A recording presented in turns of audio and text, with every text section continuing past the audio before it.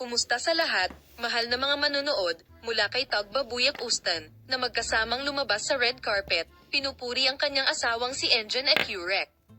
Sina Engin Ecurek at Tuba Buyak Ustan, isa sa mga kinaiinggitan na mag-asawa ng komunidad ng magazine, ay magkasamang dumalo sa premiere ng pelikulang We Are Not a Good Family.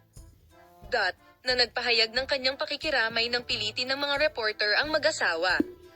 Purihin ako sa kanyang asawang si Engin Ecuzok, na ayos na ang buhay ko.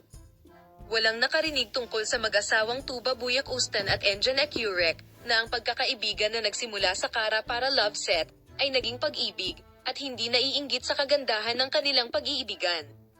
Ang mag-asawa, na ikinasal noong 2020, ay namumuhay ng liblib mula noon. Paminsan-minsan ay natutunaw ang mga puso nila sa kanilang mga post kung saan isinisigaw nila ang kanilang pagmamahal.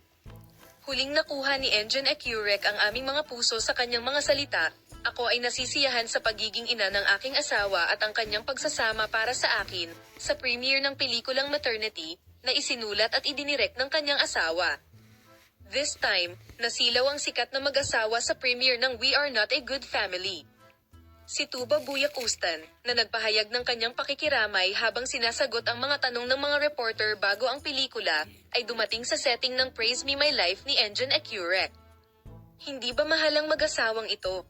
Lubos kaming ikalulugod kung ibabahagi mo sa amin ang iyong mga saloobin sa paksa sa seksyon ng mga komento tungkol sa pag-ibig ni na Engin Ecurek at Tugba Buyak Ustan. Paalam na makita ka sa mga bagong video.